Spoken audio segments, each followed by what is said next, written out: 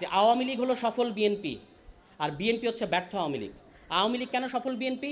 কারণ বিএনপি যা যা করতে চেয়েছে, ক্ষমতা কক্ষিগত করা এবং এই সমস্ত কিছু, তারা কিন্তু করতে পারে নাই। তারা রাস্তা দেখিয়েছে, ওই রাস্তায় সফলভাবে আওয়ামী লীগ হেঁটেছে। আর বিএনপি হলো ব্যর্থ আওয়ামী লীগ, মানে আওয়ামী লীগ হতে চায় কিন্তু পারে না। আলটিমেটলি জুলাই সনদে কিন্তু তারা মানবে না, জুলাই সনদ তারা বাস্তবায়ন করবে না। কিন্তু আপনি দেখবেন তারা অক্ষরে অক্ষরে জুলাই সনদ বাস্তবায়ন করার কথা বলে, কিন্তু গণভোটের নামটাও নেয় না। মানে গণভোট বলতে একটা কিছু হয়েছে, আমার ধারণা এটা তাদের মাঝে মাঝে দুঃস্বপ্নে রাতে ঘুম ভেঙে যায় যে গণভোট বলতে একটা কিছু হয়ে গেছে।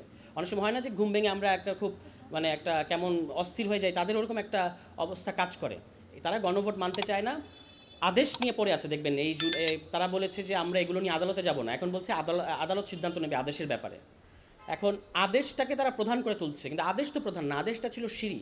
মূল ব্যাপার হলো গণভোট। এই গণভোটের ব্যাপারে তাদের, আমি সেদিন বললাম যে 3 জিয়ার 3 গণভোট। শহীদ প্রেসিডেন্ট জিয়াউর রহমানের ছিল 19 দফার গণভোট, বেগম খালেদা জিয়ার হলো সংসদীয় গণতন্ত্রে ফেরত আসার জন্য গণভোট।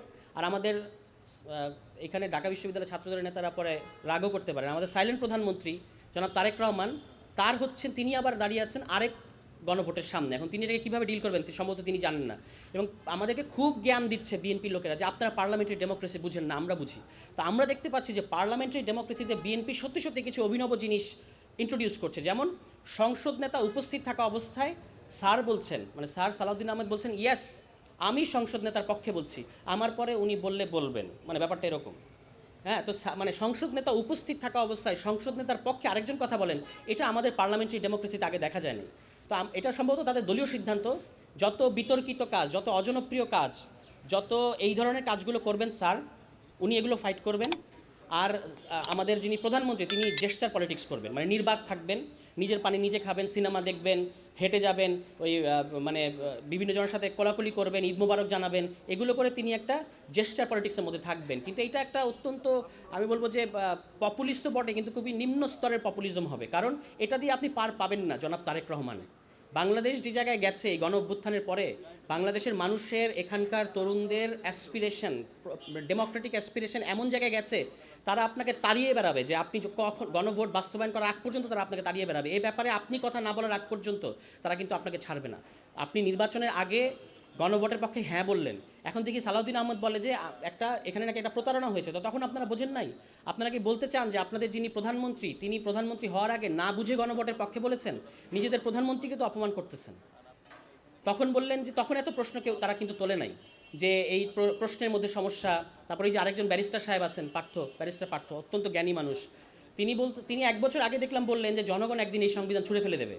এখন তিনি বলতেছেন জনগণ ছুঁড়ে ফেলে দিলে নাকি, এটা বললে নাকি এটা পরাজয়ের গ্লানি মনে আসে। তো আমি একটা শোতে বললাম, আমাকে বলতেছে যে আমি বললাম বেগম খালেদা জিয়াও তো বলেছে, পার্থও তো বলেছে সংবিধান ছুঁড়ে ফেলার কথা, কারণ না ওনারা রূপক অর্থে বলেছেন। তা আমি বললাম যে আমরা কি বলেছি এইভাবে ছুঁড়ে ফেলে দিব? আপনারা তো আক্ষরিকভাবে বলেন। তা আমি বললাম যে আমরা আক্ষরিকভাবে বলি মানে কি আমরা সংবিধানকে এভাবে ফেলে দিব? আপনি কি এটা মনে করেন যখন আমরা বলি যে সংবিধান ছুঁড়ে ফেলে দেওয়া হবে, তখন কি আমরা সংবিধানটা হাতে নিয়ে এইভাবে করে ফেলে দিব? মানে ওনাদের আমাদের সম্পর্কে ধারণা এটাই, ওনারা বললে রূপক আর আমরা বললে আক্ষরিক অর্থে। এখন আক্ষরিক অর্থে হোক আর রূপক অর্থেই হোক, আপনাদেরকে মনে করিয়ে দিতে চাই, আইয়ুব যখন এখানে একটা সামরিক স্বৈরাচার, আইয়ুব যখন একটা অগণতান্ত্রিক স্বৈরাচারী সংবিধান প্রণয়ন করেছিল 62 সালে, যেটার কোনো পলিটিক্যাল লেজিটিমেসি ছিল না, তখন এখানকার ছাত্র সমাজ, এই ঢাকা বিশ্ববিদ্যালয়ের ছাত্ররা ওই সংবিধান পুড়িয়ে দিয়েছিল। বাংলাদেশকে সেদিকে যদি নিয়ে যেতে না চান, তাহলে সংস্কার না সংশোধনী, দফার মধ্যে লিখে রেখেছেন সংস্কার, এখন বলেন সংস্কার বলতে কিছু নাই। স্যারের যে কত জ্ঞান! ফলে ভালোই যদি জনগণের অধীনে না থাকেন, যদি সংসদীয় স্বৈরতন্ত্র কায়েম করতে না চান, এবং যদি গণতান্ত্রিকভাবে জনগণের ম্যান্ডেট না মেনে দেন, তাহলে আমি গতকালকে একটা আলোচনায় বলেছি, এটাই আমার শেষ কথা, যে আওয়ামী লীগ হলো সফল বিএনপি আর বিএনপি হচ্ছে ব্যর্থ আওয়ামী লীগ। আওয়ামী লীগ কেন সফল বিএনপি? কারণ বিএনপি যা যা করতে চেয়েছে, ক্ষমতা কক্ষিগত করা এবং এই সমস্ত কিছু, তারা কিন্তু করতে পারে নাই। তারা রাস্তা দেখিয়েছে, ওই রাস্তায় সফলভাবে আওয়ামী লীগ হেঁটেছে। আর বিএনপি হলো ব্যর্থ আওয়ামী লীগ, মানে আওয়ামী লীগ হতে চায় কিন্তু পারে না।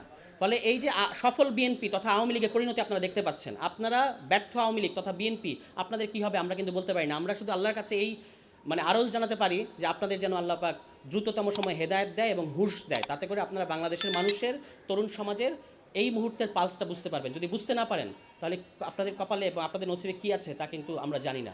সবাইকে ধন্যবাদ, ভালো থাকবেন।